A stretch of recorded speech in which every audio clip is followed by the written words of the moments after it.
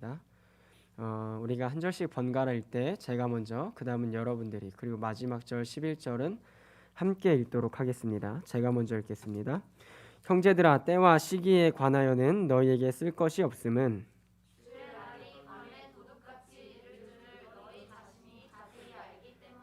그들이 평안하다 안전하다 할 그때 임신한 여자에게 해산의 고통이 이름과 같이 멸망이 갑자기 그들에게 이르리니 결코 피하지 못하리라.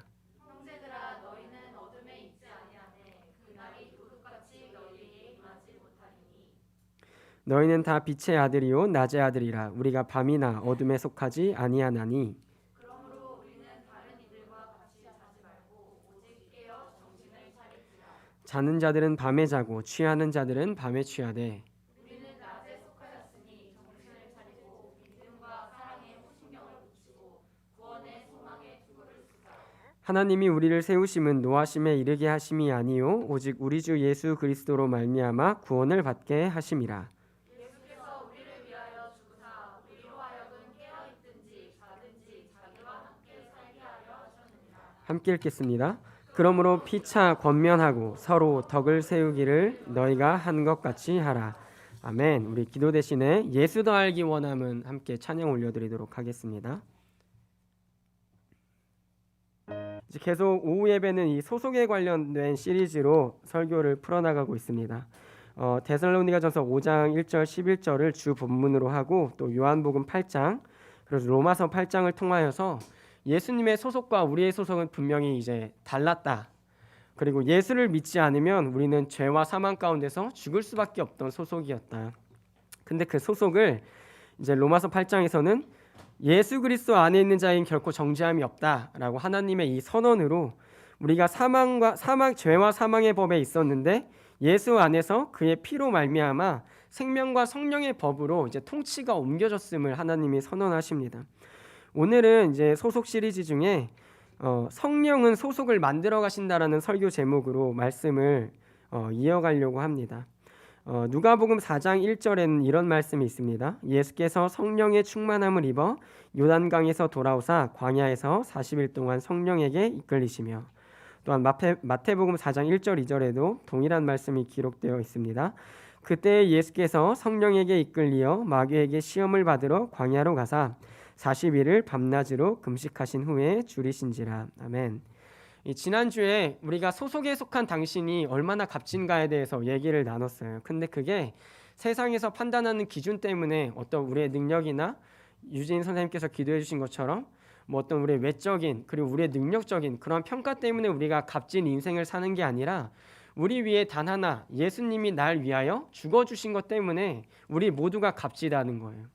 세상에선 우리가 볼품없고 초대교회에서도 똑같았거든요. 예수님을 믿는 사람들은 볼품이 없었어요. 자기의 사유재산도 없고 그 공동체에서 박탈당하고, 근데 그들 안에 자신들이 값지고 자신들의 믿음을 귀하다라고 얘기할 수 있었던 건 그들이 매일 나누던 성찬 가운데서 결국은 예수가 나눠졌기 때문입니다. 너와 나의 가치는 사회에서 마치 바닥에 있는 것 같지만 우리가 예수 그리스도를 먹고 마심으로 말미암아 그 예수 그리스도의 피가 우리를 값지게 만든다, 이 고백이 공동체에 있었던 것처럼 오늘 우리가 이 한국교회가 그리고 오늘 우리가 예수님을 믿는다라고 얘기할 때 우리의 값어치를 어디에 둘 것인가 했을 때 모든 택을 잘라버리고 오직 예수의 택만 남겨라 라는 말씀으로 지난주에 전했어요.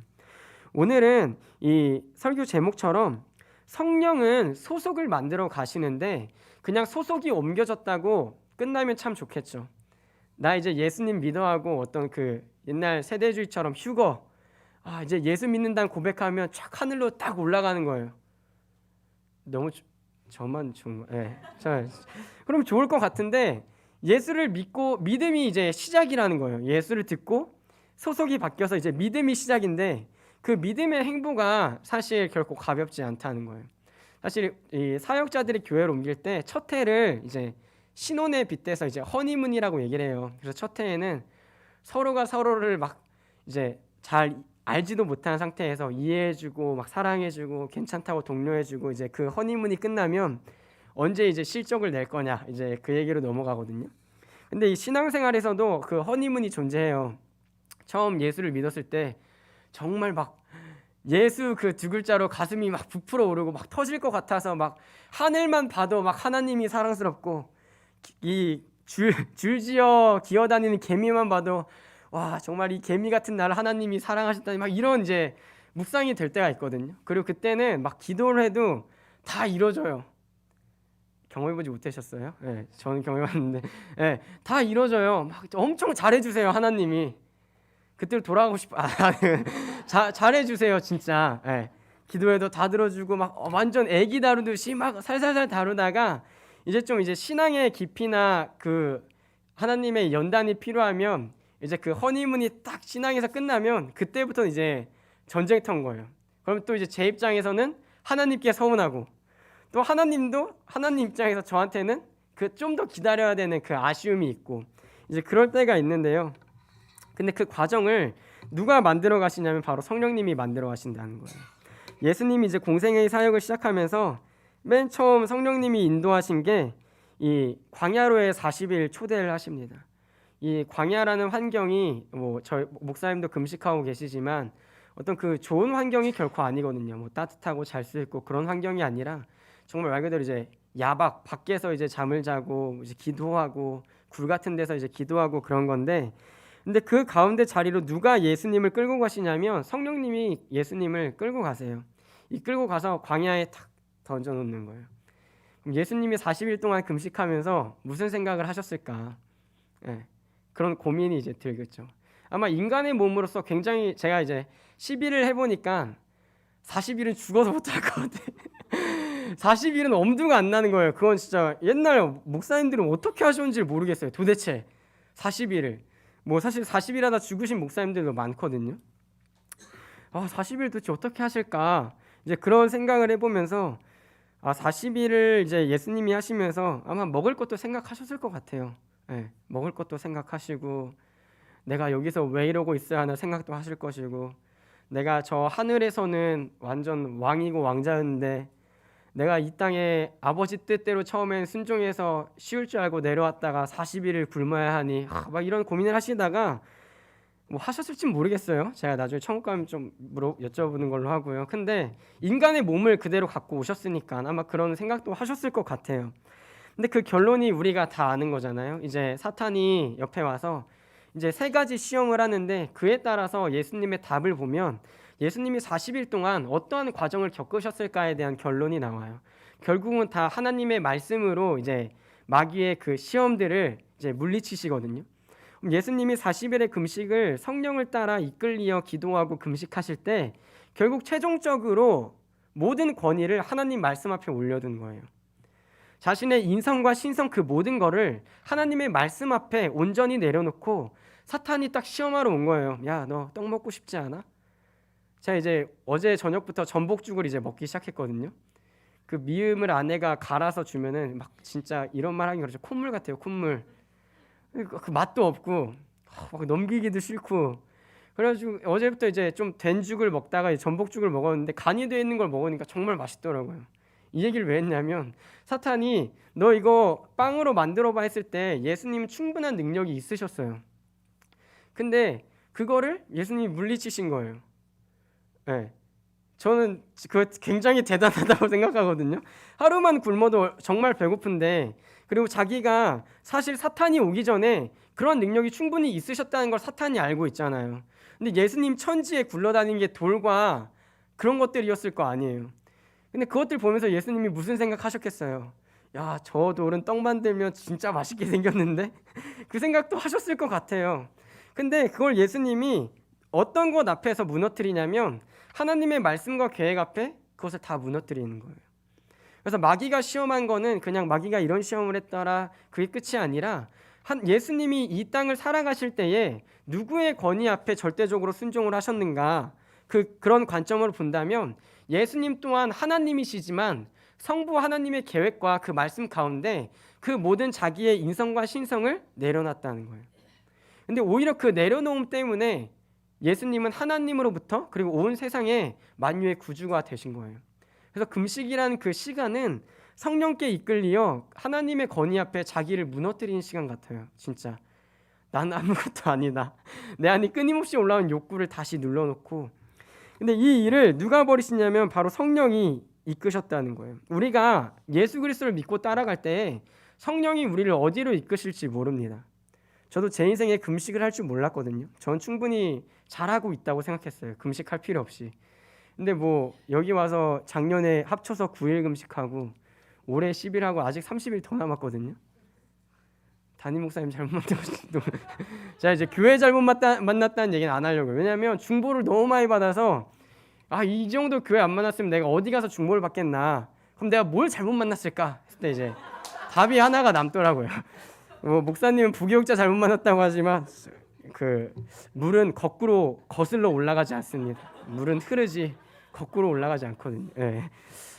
또 목사님 듣고 계시 안 듣고 계시 모르겠지만 어쨌든 우리 삶을 이끌어 가실 때 성령이 마치 허니문처럼 좋은 길로만 이끄시 않으세요. 근데 그 결과의 끝에 성령이 기대하시고 원하시는 이끄심의 그 결과는 결국 우리가 하나님의 말씀 건의 앞에 무너지길 원하신다는 거예요.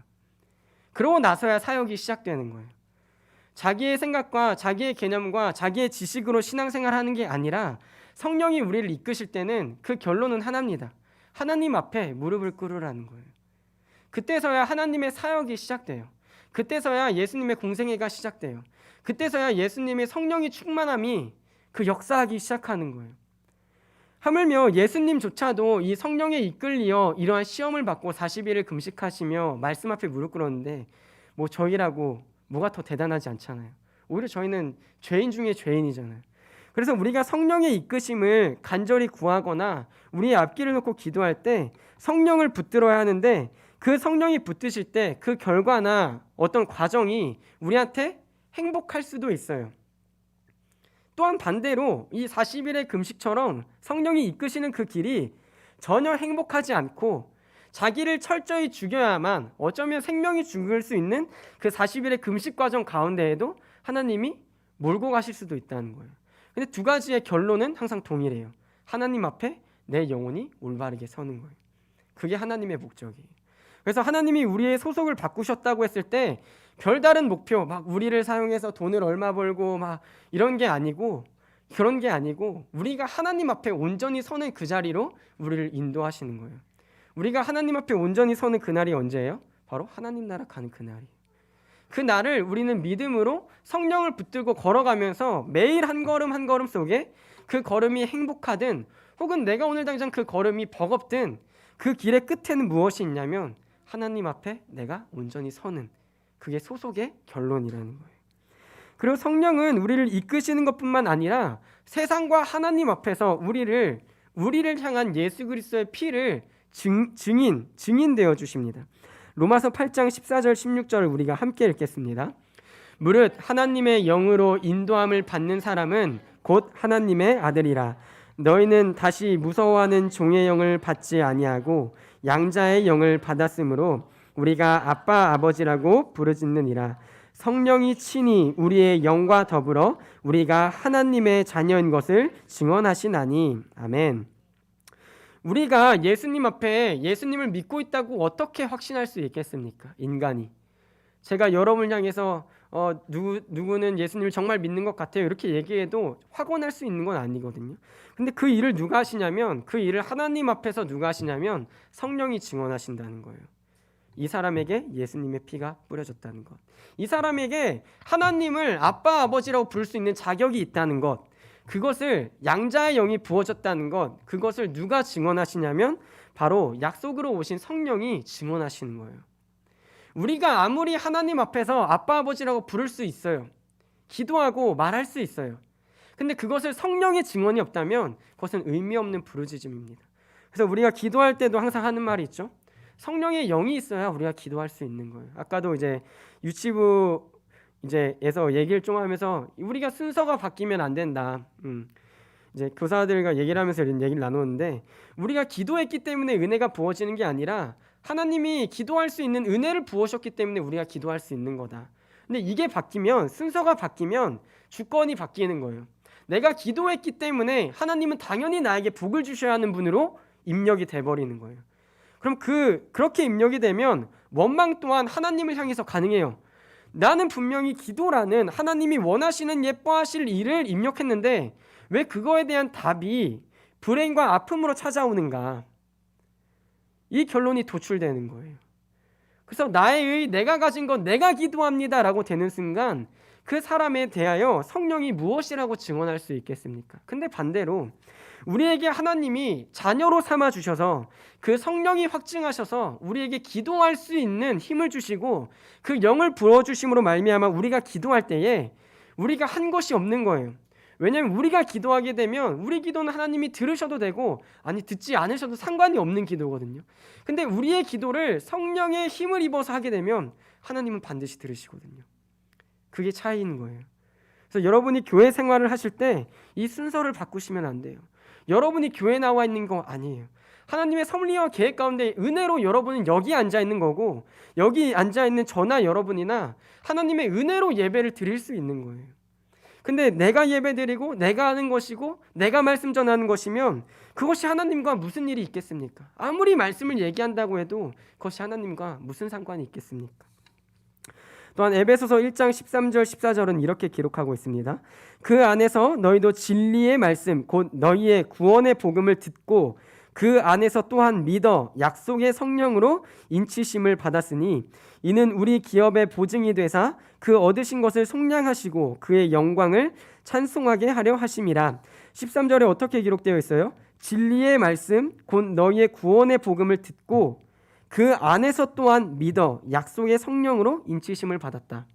우리에게 진리의 말씀, 이 구원의 복음이 전해졌을 때 우리는 듣고 예수 그리스도 안에서 믿어요.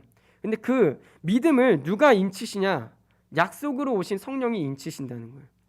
그래서 초대교회 때 사도행 16장인가 정확히 기억 안 나는데 이 물 세례만 요한의 세례만 계속 주는 거예요. 그러다가 너희가 성령을 듣지 못했느냐 하면 이제 성령 세례에 관한 얘기가 쭉 나오거든요.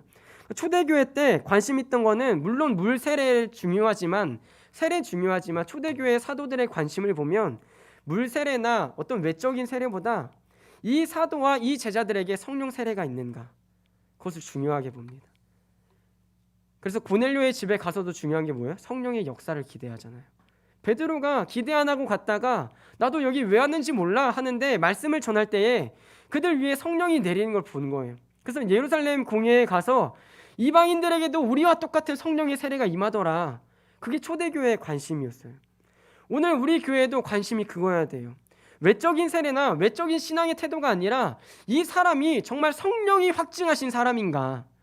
어떤 직분의 자리에 있기 때문에 당연히 성령과 함께 동행한다가 아니라 신앙의 연수가 오래됐기 때문에 이 사람이 당연히 성령과 함께 할 것이다가 아니라 자기 스스로 소속을 끊임없이 점검해서 내가 정말 성령에 확증하시는 성령이 나를 확증하고 계신가, 내가 성령에 붙들려서 살아가고 있는가, 그것을 점검하고 그것이 확증되었을 때에 우리 안에 넘치는 평안이 있다는 거예요.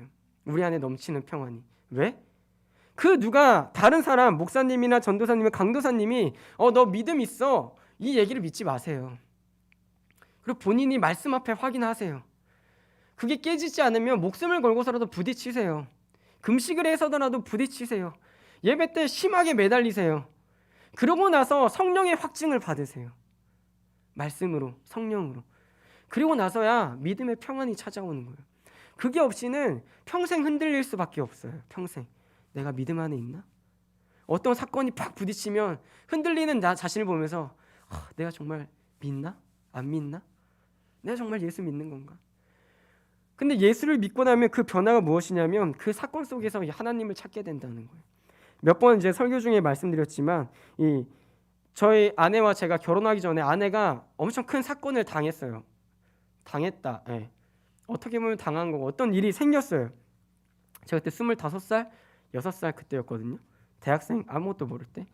근데 이제 아내가 완전 오늘 말로 멘탈이 나간 거예요. 멘탈이. 자신이 안정적으로 생각하는 그 모든 것이 정말 바닥을 쳤어요. 그러다가 아내가 우리 기도했으면 좋겠다. 같이 기도했으면 좋겠다.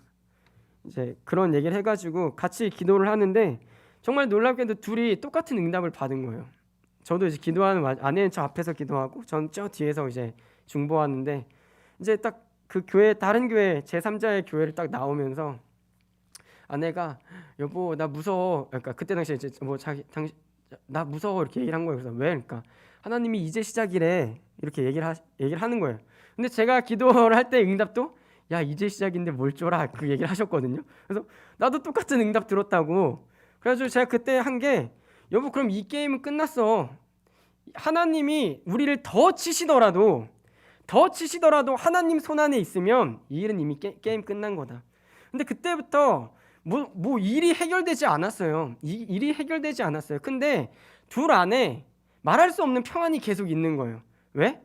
그 사건이 하나님 손 안에 있다는 걸 아니까. 그리고 그 사건이 하나님 손 안에 있다는 걸 성령이 믿게 하시고 그 성령이 주신 믿음으로 말미암아 그럼 이 게임은 앞으로 더 바닥을 치든지 지하를 더 파고 들어가든지 혹은 회복되든지 하나님 손 안에 있으면 우린 망하진 않는다. 죽진 않는다. 그 얘기로 이제 결론이 끝났거든요. 그러니까 성령의 확증은 예수 그리스도를 믿는 사람들이 어떤 상황에 있든지 우리에게 평안을 줄 수 있는 실마리가 돼요. 그리고 찬양을 돌릴 수 있는 실마리가 돼요. 우리가 예수님을 믿으면서 어렵지 않을 때가 적어요. 솔직히 말하면 적어요. 평안할 때가 생각보다 적어요. 근데 그 안에서도 우리가 평안할 수 있다, 그리고 찬양할 수 있다, 예배할 수 있다, 이 근거는 우리의 마음이 그냥 좋아서 상황이 좀 더 좋아지겠지 하는 낙관주의 때문이 아니라 우리와 함께 하시는 그 성령 하나님이 끝날에 이르러까지 우리를 인도하실 걸 믿기 때문이에요. 그 믿음 때문에 평안하다고 얘기하는 거예요. 초대교회의 수많은 순교자들이 왜 평안히 사망할 수 있었을까? 순교할 수 있었을까? 그 이유는 하나예요. 그들은 믿었기 때문이에요.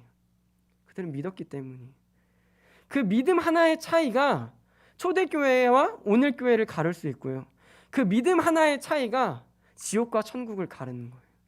근데 그 믿음을 누가 확증하시고 약속하시냐면 바로 성령이 오늘 약속하신다는 거예요. 히브리서 3장 7장에서 11절은 이렇게 기록합니다. 그러므로 성령이 이르신 바와 같이 오늘 너희가 그의 음성을 듣거든 광야에서 시험하던 날에 거역하던 것 같이 너희 마음을 완고하게 하지 말라. 거기서 너희 열조가 나를 시험하여 증험하고 40년 동안 나의 행사를 보았느니라. 그러므로 내가 이 세대에게 노하여 이르기를 그들이 항상 마음이 미혹되어 내 길을 알지 못하는도다 하였고 내가 노하여 맹세한 바와 같이 그들은 내 안식에 들어오지 못하리라 하였다 하느니라. 아멘. 광야의 생활에서도 이스라엘 백성은 성령이 끊임없이 말씀을 했어요. 끊임없이 인도를 했어요. 근데 왜 그들이 거부합니까? 그들이 마음을 완고하게 했기 때문이에요. 성령이 얘기하셔도 내 생각과 내 권위가 크면 듣지 않는 거예요. 그래서 초반부에 왜 갑자기 40일 금식을 꺼냈냐? 40일 금식하라 그 얘기가 아니고요. 그 예수님이 금식하신 그 끝을 보자는 거예요. 예수님이 하나님이신데 누구의 말씀으로 사탄을 물리쳤는가? 자기의 생각과 자기의 판단으로 사탄을 물리친 게 아니라 하나님의 말씀을 비롯해서 물리쳤단 말이에요. 내 생각과 내 판단으로 사탄에게 대답한 게 아니라 그 상황을 이겨낸 게 아니라 오직 하나님의 말씀 그 권위 앞에 자신을 겸손히 내려놓고 하나님의 말씀에 기록되었으되 하나님의 말씀에 이르시되 그걸로 사탄을 물리쳤다는 거예요. 근데 우리 마음은 너무나 완악해서 자기 주권을 버리고 싶어 하지 않아요.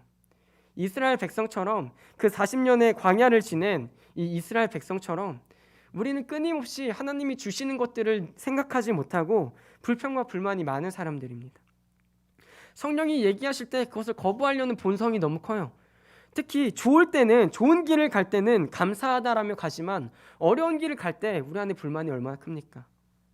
아까도 뭐 얘기하는데 덜 맞았으면 좋겠다. 그래서 제가 그냥 맞을 거 쿨하게 죽도록 맞아야 된다고. 덜 맞으면 인간의 본성이요. 덜 맞으면요 다리 쩔룩거리면서도 딴 길 가거든요. 진짜. 근데 맞을 때는 그냥 맞아야 돼요. 못 피하겠다 싶으면 그냥 맞는 거예요. 근데 맞고 가는 그 길이 하나님이 나를 달구지에 실어서라도 가는 그 길이 하나님의 길이에요. 내 다리가 두 쪽 다 못 쓰더라도 하나님은 달구지에 태워서라도 그 길 끌고 가시거든요. 근데 우리는 그거에 대한 믿음이 없는 거예요. 내가 여기서 맞고 죽으면 어떡하지? 맞고 회복시키지 않으시면 어떡하지?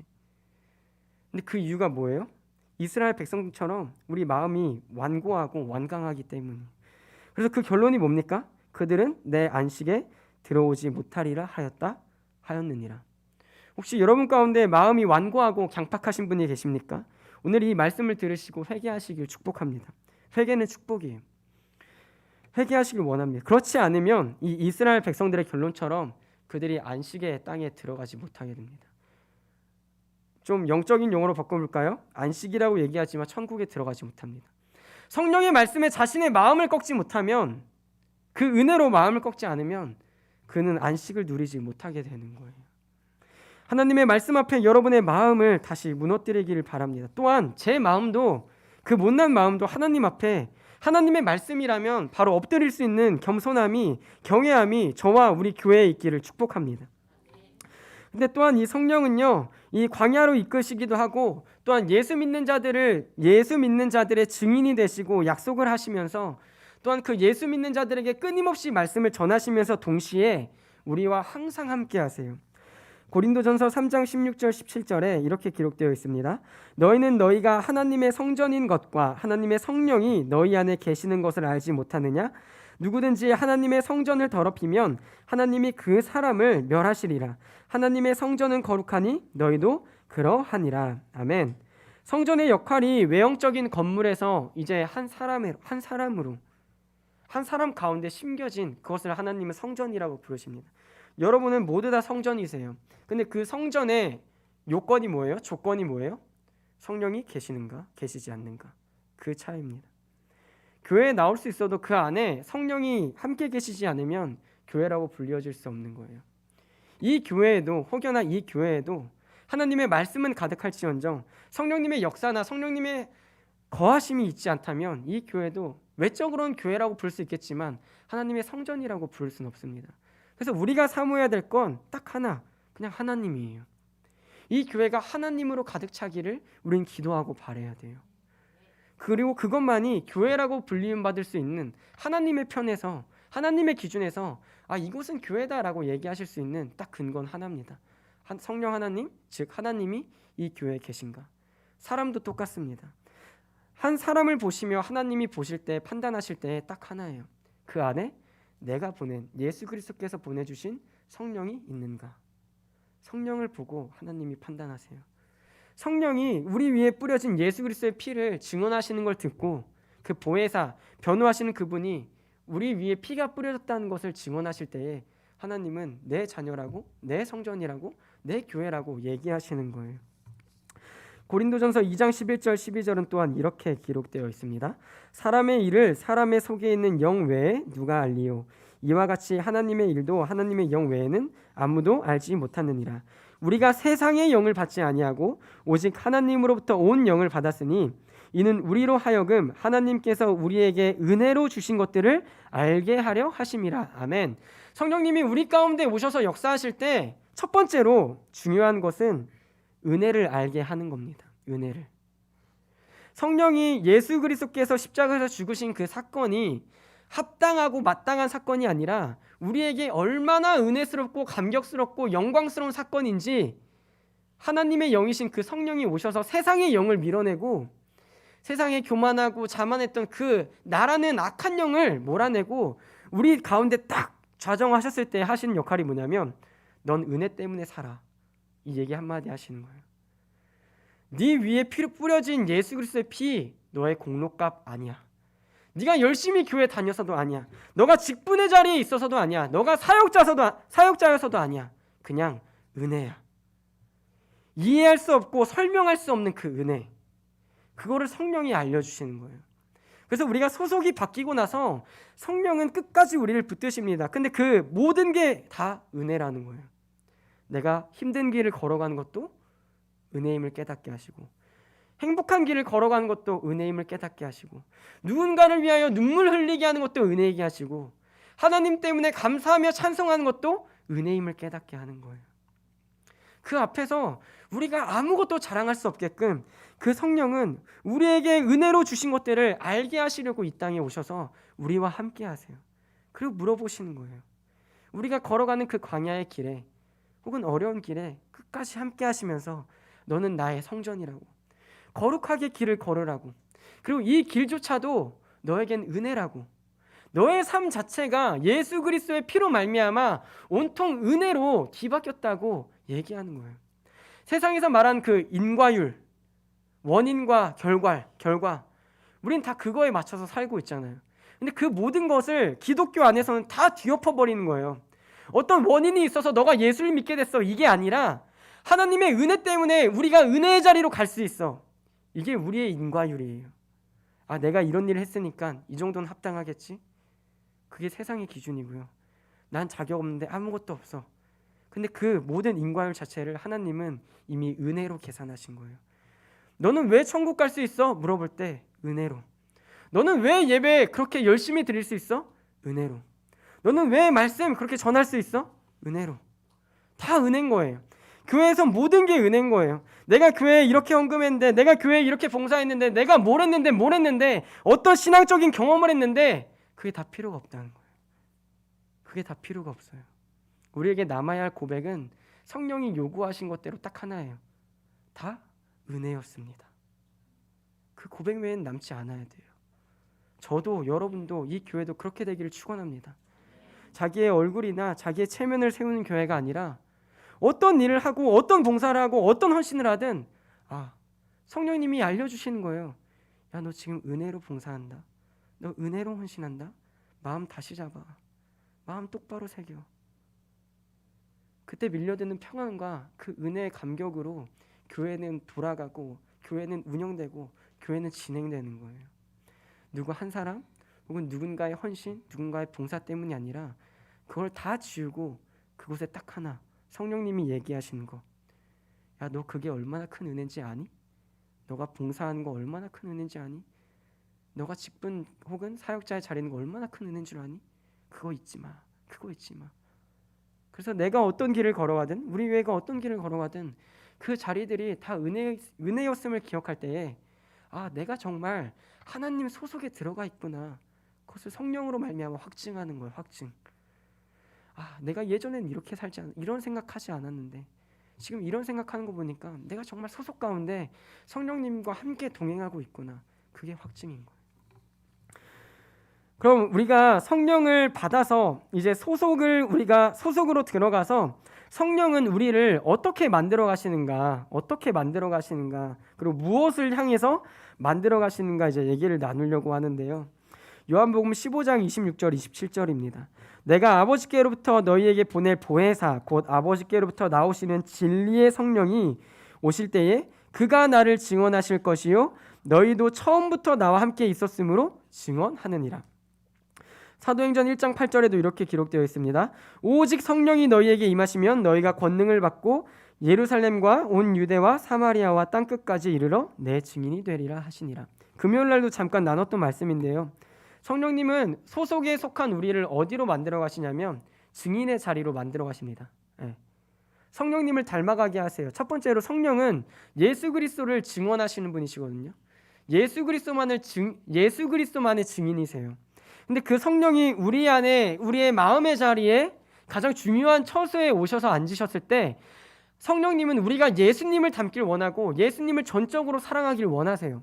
그래서 우리가 변하기를 원하세요. 그전에는 무엇의 증인이었냐면 내가 세상을 얼마나 잘 살아가고 있는지 나타내고 싶어하는 그냥 마이셀프, 나에 대한 변호사가 되는 게 우리의 꿈이에요. 내가 어떤 목적지에 이르러서 내가 얼마나 열심히 살았는지 알아?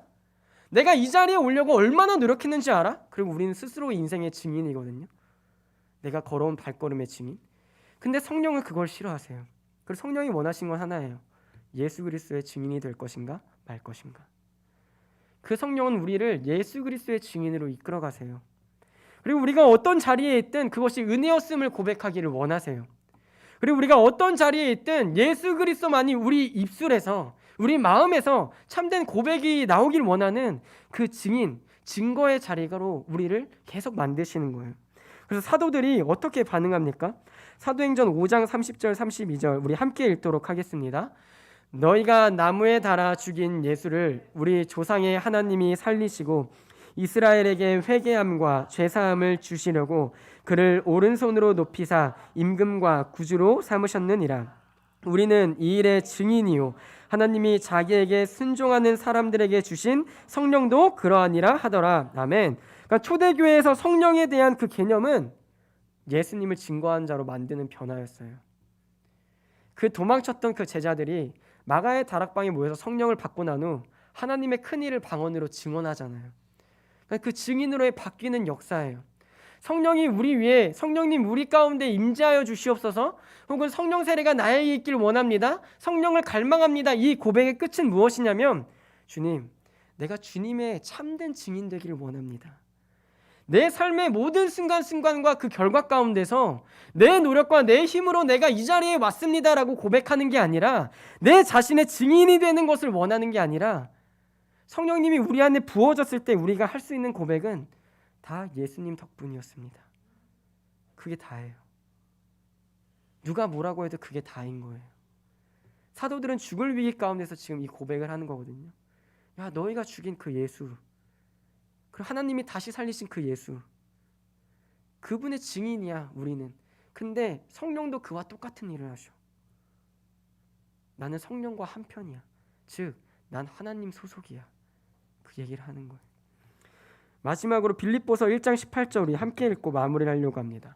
시작. 그러면 무엇이냐, 거칠애로 하나 참으로 하나 무슨 방도로 하든지 전파되는 것은 그리스도니 이로써 나는 기뻐하고 또한 기뻐하리라. 아멘.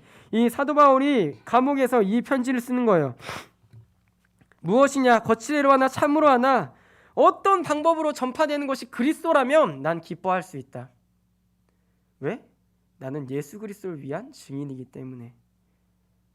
이 좀 규모가 있는 교회에 가면요, 이 또래가 있잖아요. 또래, 고3이나 청년부나.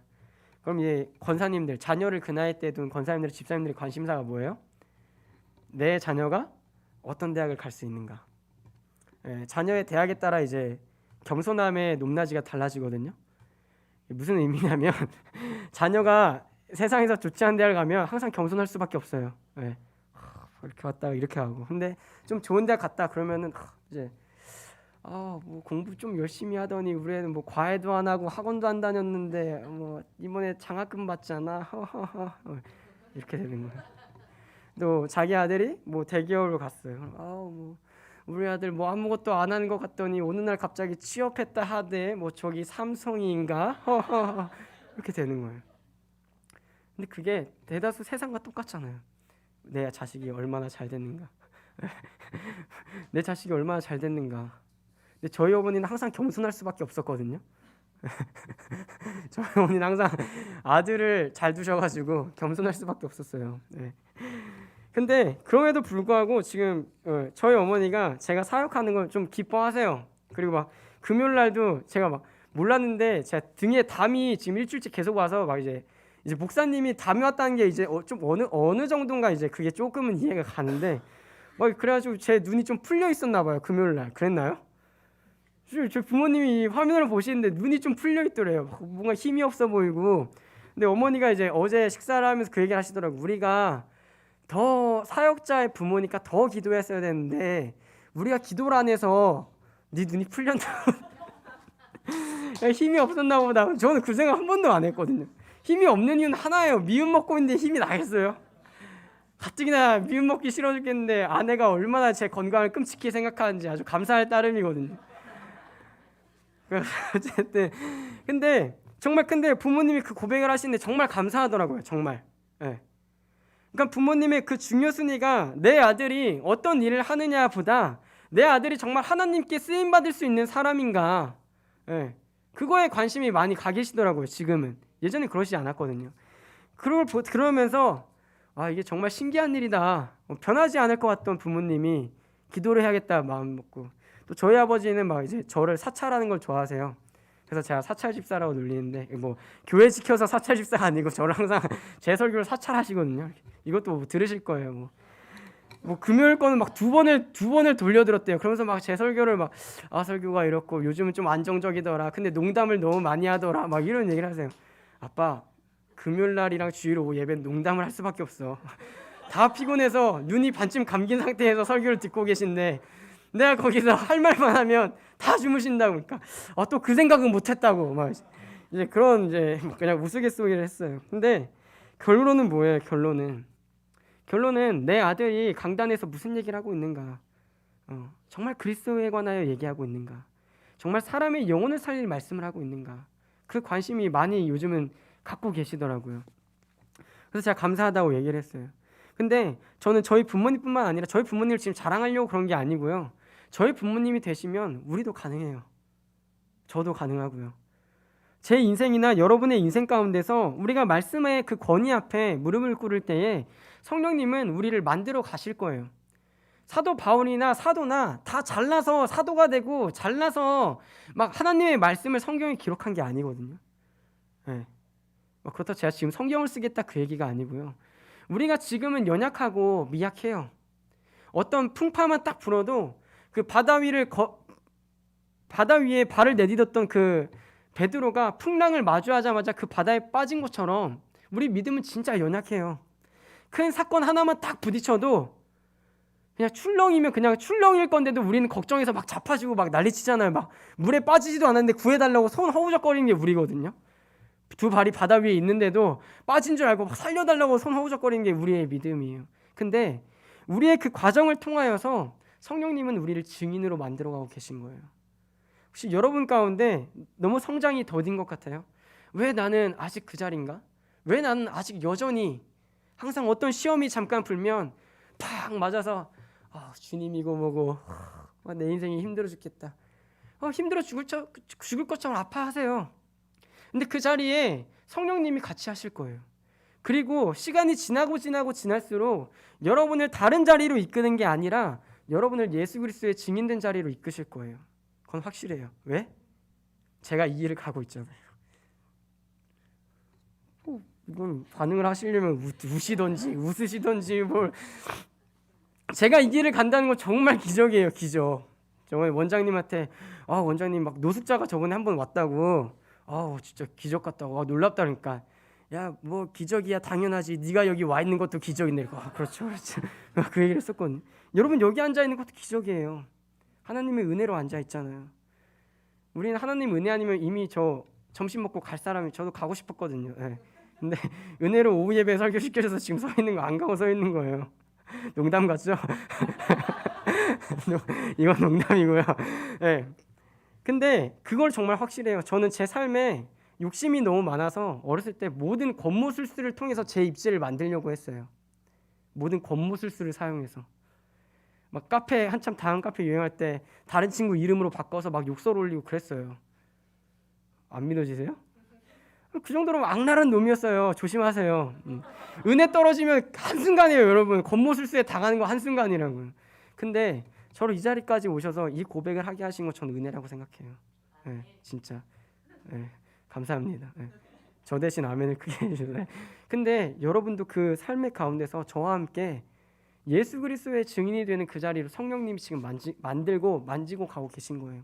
우리의 모난 부분을 깎아내리시고 우리에게 필요한 부분에 힘을 북돋워 주시고 우리가 넘어졌을 때 일으켜 세워주시고 우리가 무너졌을 때 다시 한번 기도하게 하시고 우리가 남을 위하여 아픈 마음으로 눈물 흘리게 하시고 어떨 때는 기쁨의 찬송과 환희가 넘치게 하시는 그 자리 가운데서 성령이 함께 동행하시면서 너는 내 성전이야. 자격 없는 우리에게 끊임없이 얘기하는 거예요. 너는 내 성전이야. 거룩하라는 엄포된 그 명령, 칼 같은 명령이 아니라 내가 너를 거룩하게 만들 거야. 왜? 내 성전이니까. 내가 너 안에 반드시 있어야 되니까. 그래서 여러분의 자리에서 하나님을 향한 사랑을 끊임없이 내뿜으세요. 그리고 넘어질 땐 시원하게 넘어지세요. 무너질 땐 시원하게 무너지세요. 근데 그 가운데서도 절대 놓치지 말아야 할 거는 내 안에 성령이 함께 계시다는 걸 놓지 마세요. 그것만 놓치지 않으면 성령님은 우리를 끝까지 인도하십니다. 아니 우리가 설사 우리가 그걸 놓친다 해도 우리 하나님은 택정하신 백성을 절대 버리지 않으세요. 끝까지 우리 입술이 예수 그리스도를 증언할 때까지 하나님은 우리를 인도하실 거예요. 반드시 그 자리로 인도하실 거예요. 그걸 믿는 믿음이 오늘 여러분의 소속을 가르는 거예요. 우리가 찬양으로 고백하려고 하는데요. 이 온전케 되리라는 찬양으로 기도하며 마무리하려고 합니다.